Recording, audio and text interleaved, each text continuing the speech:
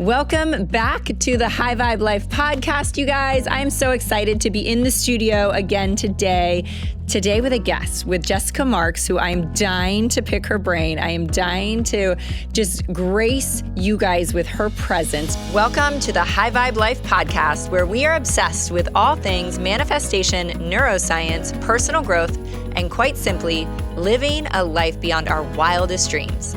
I'm Moira, author, speaker, podcaster, manifestation, and mindset master. Since getting sober 25 years ago, I've helped tens of thousands of women break through and achieve massive levels of wealth, joy, and freedom. Now it's your turn. Let's dig in.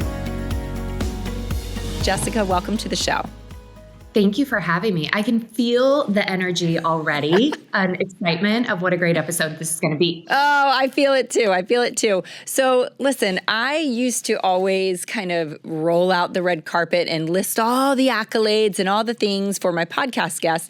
But what I would love to do, and what I've been doing more of, is allowing you to kind of introduce yourself, right? Because And I will preface it with this. I want to know all the accolades. Please share them, and do not shy away from that, because I will tell you this. When I was looking at her Instagram this morning, it's like Forbes. Like it is, there's some amazingness happening in your world, and you've done some incredible work.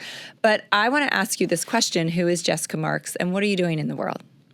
Yeah. So who I am now is very different than who I was probably 10, 15 years ago, but it played such a critical role in the life that I am living. So the short version is, in 2009, I left a commercial real estate job to take a leap and a big chance of faith on a healthcare company that was starting in San Diego. And the very quick version is that in 2015, I was an executive for the company. It ended up selling for a multi-billion-dollar transaction. Wow.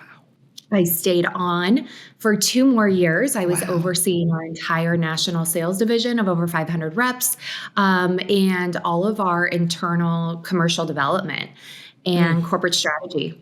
Wow. So it was a phenomenal experience, a very draining experience, a lot of 100-hour work weeks, traveling all over the United States. But I was able to learn and develop so much in growing a company from just a few employees to the magnitude of what it became.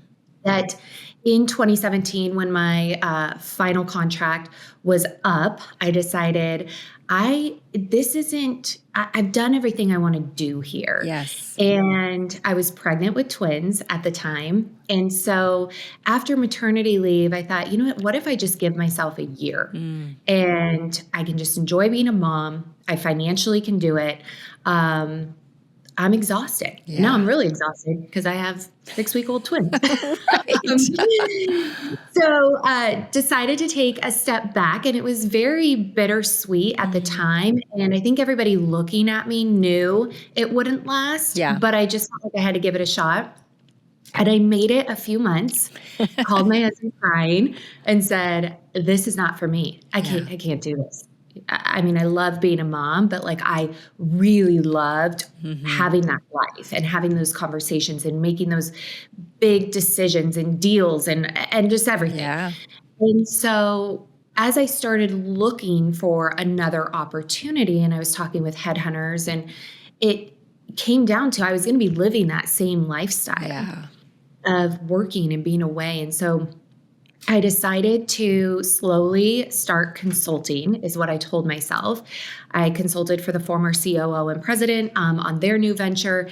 And then it just really started to snowball. And I established an advisory firm. Wow. And we've spent the last 7 years working with multi-million-dollar founders. We audit companies so they're able to scale and grow, and we give them the roadmap in order to eventually go to acquisition. But more importantly, we teach founders that this should be a vessel of wealth, and it should also be something that gives them freedom and time. And it's not always going to be that way. I'm definitely not one of those people that says you can run a multi-million-dollar company sitting on the beach, 360 days a year. But as a established business owner, you should be able to set those boundaries I wanted to build something where people understood that business is tough and it is hard, but it also has a lot of reward to it when built correctly. And it's been phenomenal. I also own a construction company with my husband. We also started a media company for the podcast. I invest in companies and I do drop off and pickups and gymnastics and all the things and travel with the kids. And so I just feel that if I hadn't gone through that overwhelm of working as a corporate executive, I don't necessarily know my life would have ended up where it is now. Right. I hear you on that, like on every level. And I've got a question for you because I'm so curious of this all the time because, Brendan Burchard's a good friend of mine. And it's funny, I just spent a weekend with him and I forgot to ask him the question that I'm always like, I want to ask Brendan this. We talk about high performers and truly the really the 1.1% maybe of high performers in the world. They're not burning the candle at both ends. They're not in constant burnout. Like they've learned. But my question is always this. But didn't they probably have a long season where there was some suffering? I mean, because I know that's my experience and that's your experience. Oh, and I wouldn't change it for anything in the world. Like I look back and I'm like, oh my gosh, it's scary to look back and go like, if I had kept going, I literally would have killed myself. But I still wouldn't have changed that, And I feel like I wouldn't change a thing. Yeah. And I think that it's not just a past season. There's going to be more seasons of that. If you truly are a high achiever and you're in that 0.1%, chances are you're not going to be this one hit wonder. Right. You're not going to build one company and then it's smooth sailing and you're like, all right, this is great. I'm done for the rest of my life. You're going to go on and build the next thing or eventually see a new opportunity within your own company and need to step back in order to get it to that next level, which this is the case for a lot of our clients that are running 8-figure companies. There's seasons where we need them to step back in, but we always say like, this has to be a chapter. Yes. And then we need to, whatever the work is that you're stepping in and doing, we need to have a plan to then replace what you're doing or have a deadline of when it stops. Because it is so easy for high achievers to get sucked back in and not even realize it until the burnout kicks in. Right. And it's not healthy for the team. It's not healthy for your family, for you.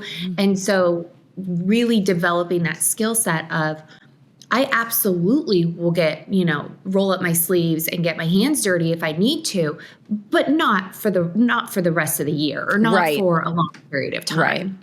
Yeah, I love that so much. And I love that how you talk about that with seasons, because we have to look at it as chapters or seasons where, this is what it's going to look like and there's going to be sacrifice and there might even be a little burnout. But I know that there's an end in sight and I know I'm going to shift back and I know how to do that and I know when to do that. So let's talk about something we were just chatting a little bit about right before we went live.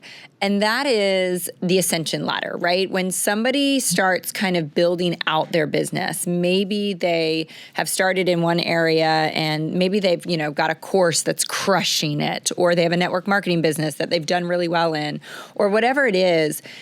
There's such a tricky path, I think, to teach people that, people look at me and they're like, wow, you built a huge business, then you did a podcast, then you did a course, then you did a mastermind. So I have all of these layers to my business.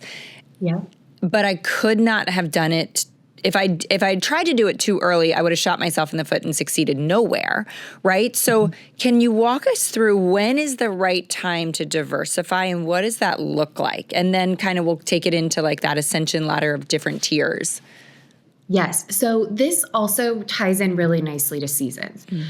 When we sit down and audit a company, some of them have had fast growth. They've made it to $1 million in 18 months because of the proof of concept, or they came from another business or whatever it may have been. But we need to really get to know the founder and what season they're in. because what I'm able to do now with 2 7-year-olds is much different than I was able to do with 2 9-month-olds. Right. And if I have a 29-year-old client come to me that's built a $4 million company and says, I am single, I have no kids, I want to get this thing to 10 million in the next 3 years, and I will work however hard it takes, versus maybe somebody that comes to me and says, I'm 45, my kids are in high school, I don't want to miss a moment, I'm really fine if we just sit at like 2.5, but I really need to get out of it and not be in the day-to-day. Those are 2 totally different goals based on the individual that's leading the company. Yes. Oh my gosh. I love that. I love those examples because you can just see it so clearly. Yeah. And then skill set too comes into play, right? A 29-year-old may be very well versed in AI and technology and all the things, and they can go in there and it excites them, where myself, I have no clue. Like I was telling someone yesterday, if I had to make a PowerPoint, we'd be here for days trying to figure out like, where do we start?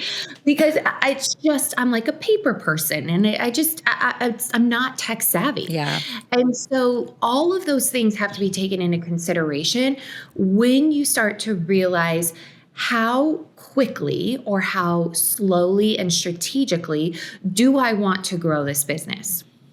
And I think that one of the main reasons why most companies don't make it past the 6-figure mark is because they can't establish the right offer that's going to get the highest result for their client or customer. And we really look at it as there's like 9 fundamentals of a business, but it really comes down to, if we had to put 2 right in the middle, the founder and the offers are what are going to determine the trajectory and the success of a company. And that's at any level, because we have people that come to us that are doing really well financially. It looks great from a revenue perspective, but it's starting to decline because they haven't shifted the offers since we were in that 2022, 2021, when people are at home, things were a little bit different. Buyer psychology, inflation was different. I mean, there's so many factors that go into it. Yep. And so if they don't change that offer, or they don't remap that ascension plan, and for anybody listening that's not sure what ascension plan means, it's basically how the first point of sale in which a customer comes to work with you would be like layer 1.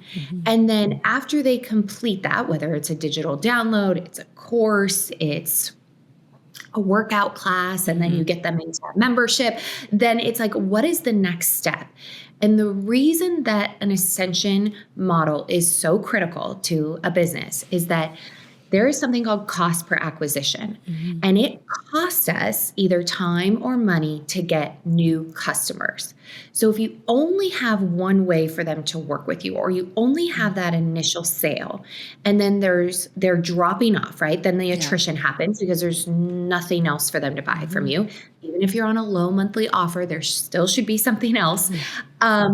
Then the company is having to work 10 times as hard to bring in new leads, sell to them, and then keep them in order to backfill all the numbers that are falling off. Right.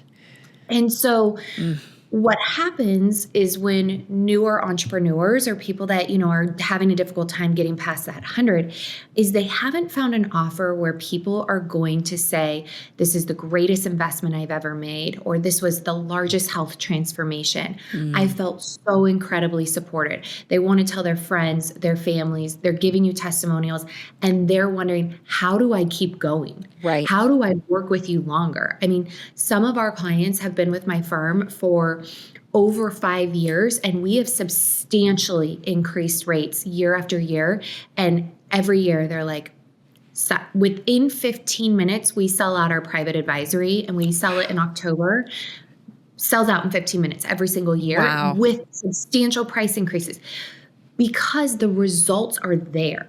Right. I'm never thinking about how glamorous does this look on social media, or are there 97 deliverables stacked up so people can see that I'm just going to give them anything and everything? Right. All it comes down to is, are the clients and customers getting results, and how good are the results? That are they talking about it? Are they staying? Are they wanting more? And then it really reduces the amount of dollars that have to go into marketing. Right. Right. Absolutely. By like 100-fold. Right. Oh my gosh, this is so mind-boggling to see. So can you walk me through almost like an example of somebody that's around that six-figure mark that's like you've worked with, right? Or they're, six trying to break through to seven, somewhere in that ballpark where they're kind of stuck and this is what their offer looks like and how you've helped them shift that or come up with, something above and below that. Yes. So we typically we're predominantly 95% of our portfolio is service-based. So I'll kind of just talk to service since it's a much easier model to map this out for. But the number one thing that we see business owners come to us with their offers is, 100% of offers we always change. We change the offer suite in some format. We're either reducing deliverables, we're condensing the amount of offers they have because sometimes they created an offer for everyone. Yeah, I just heard you say in two different ways. We simplify and we simplify, which I hope everybody just took a big deep sigh of relief because that's so often the solution is simplification. Yes. I mean, if there was ever a time to simplify your business, it is right now. Yeah. And so buyers have so much coming at them. When you think about what we consume on a daily basis with podcasts, television, news articles, social media, and then you've got chances are, if you're somebody that's interested in weight loss, you're following maybe 20, 30 different social media accounts that are all telling you, you got to do this, you need to eat that, you should be working out like this. And it's just information overload. Yeah. So then when you take the consumer that's interested in whatever it is that you do, and they're doing their research, and our buyers are more educated than ever, which I actually think is a really good thing. Then they're going to your websites or they're looking at your offer compared to somebody else's offer.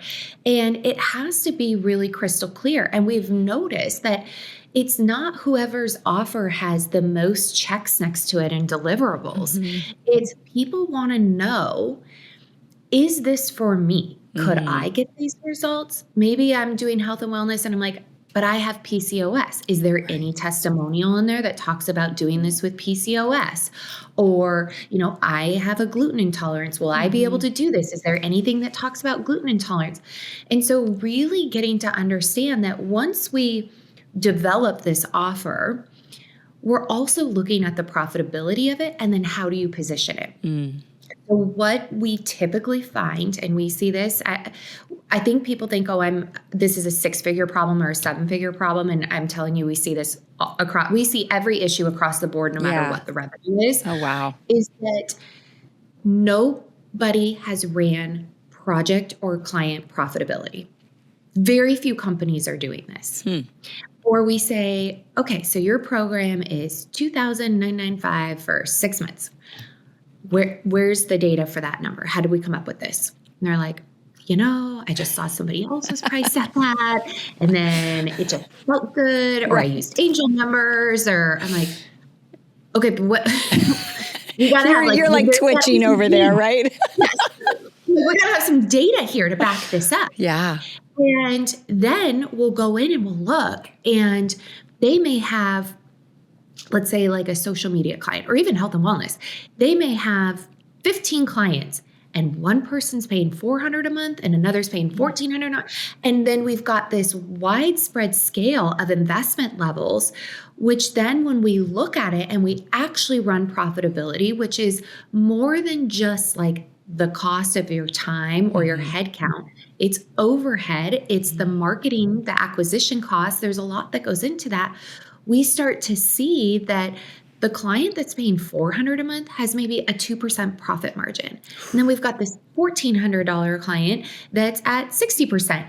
And so why would you keep a 2% client when we could get it to maybe even 30 or 40%? Right. And so we've found that just not enough business owners are creating their offers and the price point and what's included with actual data to show this is where you're going to make the most money. Yeah, I'm guilty of that. Right here, I'm guilty of that. But let me ask you this. So what I've been guilty of is, I've got these different tiered kind of offerings, and it's kind of obvious to me that my most expensive level is the most profitable, right? It's not a ton of time. They're high-end clients, so it's not a huge time investment, but they're paying a lot of money for, proximity and one-on-one and, the best of the best of the best of me. But I feel like I still have to have those other levels, right? Because not everybody's going to opt into that higher level. Yeah, and it depends what you're selling, right? Yeah. So in the health and wellness space, we work with a lot of health and wellness companies, and it is something that financials don't impact. And what I mean by that is that if someone comes to you for advisory or somebody's coming to you for one-to-one and they have the opportunity and the disposable income and wealth to be able to do that, that's like a decision of a priority. If you're somebody that's selling B2B like me, and we're high ticket, but then we can say, our average client, we identify 200,000 to 300,000 just in an audit alone return. They're justifying ROI. Right. When it comes to our health and wellness companies that work with like acne, that work with celiacs, that like truly are like functional medicine, not everybody can afford that.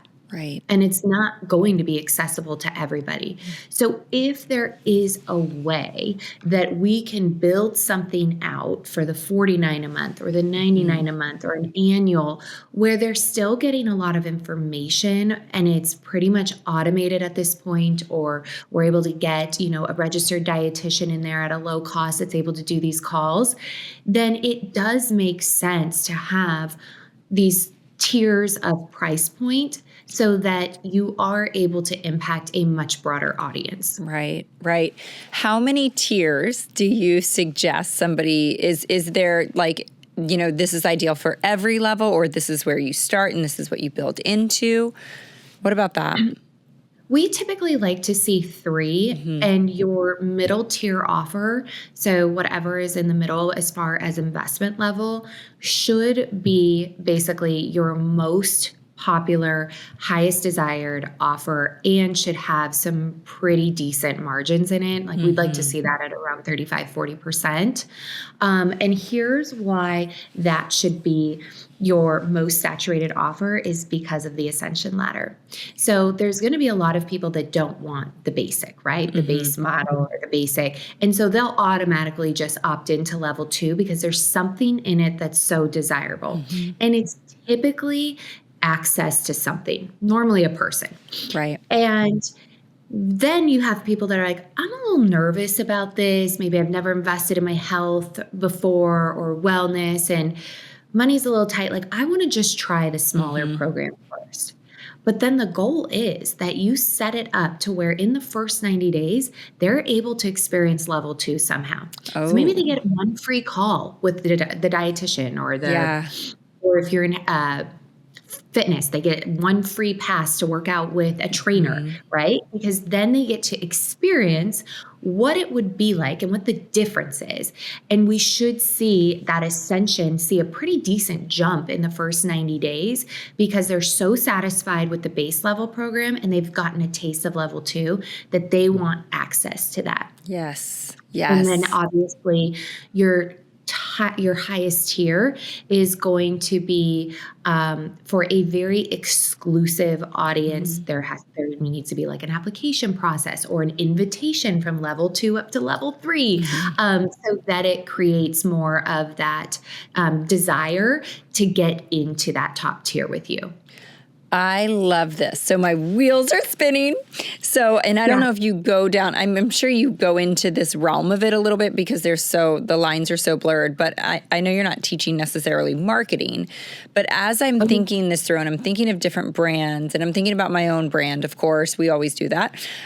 Would you say that, a brand outside looking in, you're mainly seeing that mid-ticket offer? Like that is really their main product, the main thing they're driving to, what they become known for. And then when you kind of start to peek behind the curtain, you're like, oh, they have this like lower tier membership I can do, or oh my gosh, I didn't realize they had this high level mastermind I could grab a hold of. It's kind of like if you think, I want to say it's Marie Forleo with B School, right? Like B School is like her thing. Like it's what she's done for decades and years. And it's like, it's her main offer. And I'm sure she has other little offers, but really what I know her for is B School. Yeah. So there's a couple things here. And yes, we dive a lot into marketing because it really is, it's the initial, it's the beginning of business, right? It goes marketing into sales but it all started with that offer. The positioning is so important. And I think a lot of people talk about the funnels and they talk about, getting them into the opt-in and like all these things, but it really comes down to how you've positioned the brand and the offers. And we do this one of two ways. So the first way would be if we have a client that has something lower ticket that they can offer, we will always market middle tier. And sometimes we do that forward facing where we're just talking about that. And then we say, you can go the basic route and it's $99 a month. Another strategic way that we do it is we market the middle tier heavily and we market the top tier. Yeah. And we're talking a lot about the results and what's happening in that top program and how great it is. And we're sharing testimonials and client videos and wins. And we're saying, if you want to get into this group or if you want to be a part of this, you can start in our signature program. Now, we know people are going to apply for that signature program and then they're going to get cold feet, finances, whatever it may be. And then they're like, ugh, it's just not the right time. Okay. Well, then we have a sequence where we now sell them the downsell. Yes. And so the downsell is not public facing. Nobody knows about it. I mean, people know that, but we're able to say, look, we know that the investment of $4.99 a month right now to be in our signature program is financially, you said it's not a good fit for you. We do also have this other option. Maybe it's a course for $297, or maybe it's access to a Facebook group and one call a month with our nutritionist for $99 a month. And so then we invite them to join and then we can nurture them back into that middle tier. Love, love, love. I love this so much because you're really, we're all being pulled in all these different directions all day long, whether through social media or emails. And it's kind of like, oh, that's what's happening to me. I hate to use the word manipulating, but we're not trying to manipulate anybody. We're trying to serve and we're trying to serve them at the highest level. But really, this is the psychology of how this all works. And it's funny when you just said, the mid to high, really having those more forward facing and marketing to those. That's how it would work for me, right? It's like, I just want to know what's in the middle and what's at the high. And then worst case scenario, I'm going to do the lowest, right? So I love that so much. How would you go about, so let me ask you this question. When you work with people, right? Because I just saw on your social media that you were going to pull, I think you said 3 people into kind of a special container to work with them. Maybe it was 10 people. Talk to me about that, because what I would love to know is, what does this look like? And, some of my audience is definitely those 8-figure entrepreneurs, but I would say most of them are either just trying to hit the 6 or the 6 trying to hit the 7. So for that type of entrepreneur at that level, what does it look like to work with you? Like, where do you start and what's the journey? Well, I will say, and I think this is good advice, and I probably should have shared this earlier when I was talking about my story, that when I started this in 2017, I actually said to my husband, I wonder if I'm going to be like the first female business coach. Because I always had male executive coaches, some of the top executive coaches in the world. Like, I was so naive to what was out there in social media and all the things. I mean, I had no clue. I was in healthcare. We didn't have Instagram and everything. Yeah. And so as I was building my company, I then started to see a lot of these other coaches come to the market, and they were doing mass programs. And it was like, $3,000 a year, and you're in my 100-person mastermind. And these still exist now. So when everybody was going right, I went left, and I was very open about it. I used it as a marketing ploy and said, look, business is very different. You could own a marketing agency and this person can own a marketing agency. And the advice I would give this person and the advice I would give this business owner are night and day difference. And I always say advice can be good or bad depending on who's giving it and who's listening to it. And so you really have to understand that you shouldn't be taking business advice or financial advice unless somebody has actually gone in and seen the full picture. Right.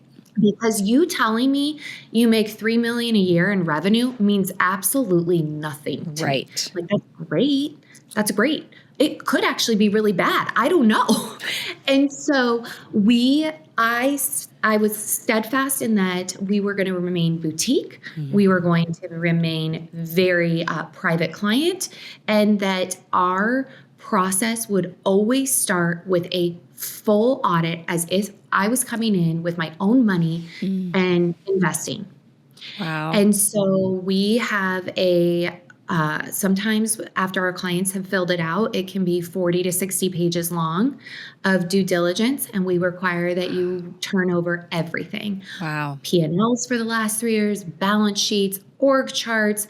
I mean, who are the problem employees? Who are your great employees? Yeah. What is the debt? Are you trademarked? Do you own your IP? How are you housing data? This is so important for me to understand, to be able to give somebody the advice of how in the next 5 years they can really, one, step out of the company, but two, have it be a vessel of personal wealth for them, and then ultimately be able to sell it. Because there's so many horror stories of companies that have been doing $100 million a year that go to market and they don't own the recipe. Right. I mean, there's a very famous protein powder company who didn't own the recipe. They were white labeling it. And I don't know how nobody said to them at some point, you've got to formulate your own recipe if you're going to sell this business. Like, you can't sell a white labeled product. So, but nobody, like, people just want to be the yes man. Yeah. And so we come in, we do full analysis. We show them where the risks are. We show them, like, here's some growth opportunities. Here's how we would restructure. It doesn't need to happen today, but this is what we would focus on in the next 30 days. This is what we'd focus on over the next 90. And we give them, step by step of, like, based off of the risk that we're seeing, here's what we would go after first. I mean, we've had major companies come to us that are not even trademarked or copywritten. And so we're like, step one, get a hold of an attorney right now. Yes. So I think that that's always our first point. And we tell people, you will walk away from an audit having enough information to go and get started. If we feel like you need additional advisory to walk you through it, or you have some pretty large initiatives, or there's like a sprint to get something to market or a relaunch or program or whatever, we'll stay on and advise. But we want you to get this done first until you become a really quality candidate for then us to come in and be advising on a monthly basis with you. And then our clients are with us annually, our private clients. And so they sign in October every year, and then they're with us. It's invitation only, and we're very immersed in their business. I talk with our clients almost daily, and we know their goals, their individual goals, and the advice that we're giving them is very custom tailored to their specific business, not their industry, not their market, not their competitors. It's to what we know the business is capable of doing. Oh, that is so good. Like, so good. I definitely lean way to your side of things. When I was a couple years ago, 3 years ago, I think, looking for just kind of that next level mentorship. And it was like, do I join a mastermind? Do I do this? And I just went private coach. Like, I just want a business coach. Here's $100,000, one-on-one. Like, I need you to help me and my business, not 50 people in a room and their businesses as well. I think you just bring up such a good point. And not that there's something wrong with that, right? You can get a lot of guidance from mastermind groups and things like that. But I think what people need to be clear on is that mastermind exactly what your business is? Is it exactly where you're going? That's when a mastermind group serves itself. It's kind of like, when I was in network marketing, and I could sit around on a call weekly with other 7-figure network marketers. We were all doing the exact same thing. So every strategy shared applied. Every piece of advice was solid. But if it's all these different businesses, all these different entrepreneurs, there's value in it, but there's not the same value that you and I are talking about right now. Right. And I think that once you get into multiple 6 figures, you really need to make that investment to work privately with somebody, even if it's for like a specific thing, right? So if you're wanting to, if you have money mindset and you want to work with more of like a wealth coach, or you have, I mean, I'm a huge proponent of mindset coaches or life coaches. I mean, I have them. But the trajectory that will happen in a one-to-one program is always going to far surpass more of a group environment. Now, I do heavily believe in that you also have to be a part of networks and really strong networks, because I know somebody for everything. And I have just a really deep and expansive network that I constantly am connecting with, so that I can refer my clients to top talent, or that, if I have questions, I can reach out to them or figure out what's going on in their industries. And so I think that becoming a part of a really solid network, and then also having advisory on wherever you need the most help. Right. That's such a good way to put it, right? Because as entrepreneurs, and I think I don't want that to be lost on the audience, that it might be you need help with your business as a 6, 7-figure, 8-figure entrepreneur, but it also might be you need help in a different, more personal area of whatever it is you're struggling with. And, I always say the next level of your business is the next level of you. And so investing in both of those things, my belief is that we should always be investing in some type of coach or mentor. But again, just like you can go through seasons, right? I know that I've had, that one-on-one, super high ticket one-on-one business coach when I'm like, hey, I need you through this phase because I'm getting ready to launch a new product. And then it's like, that might stop. And then I get into a season where, you know what, I've got some personal things coming up and I need to work with, more of a life coach therapist on some of that inside stuff that's really blocking me from that next level. So I feel like you're saying the exact same, we're speaking the same language. And I will tell you, and I think this is important for those listening, is so obviously we have a revenue requirement, but we figure that out on a form, on an application. When I get on the phone, and I still do our sales calls, and we are referral only, so they're coming in via referral, and I still want to talk to them, I am looking for something completely different. I don't care what your business has achieved. I want to know what you're willing to do to get to where you want to go. And I have my own way of doing it, but I can tell instantly when somebody has never invested into mindset or mental health or uncovering trauma or whatever it may be, because instantly it's like, well, my team sucks. And, they got a million excuses and the market's bad. Nobody's selling. My market's taking a huge hit. And I'm like, no, that's actually not true. There's people that are very successful in this market. And I won't work with somebody like that because we're going to circle the drain. And I always tell my team, like, we are the vitamin. We are not the painkiller. So if somebody's coming to us hoping to like numb this situation that they've already gotten into, or they're failing, or they're like, we're bleeding money, I have zero interest. But if someone comes and says, I've done really well, but I know I need something more to get to the next level, or, I want to build this really strong culture and I want to be able to pay the team more and I need to be more profitable, like that's where we're able to step in and really see the magic happen. Yes. Oh my gosh, I love that. We are the vitamin, not the painkiller. That is so good. It is so good. And really, that's what you're doing. You're amplifying what's already there and you're bringing it to the next level versus putting out the fires, right?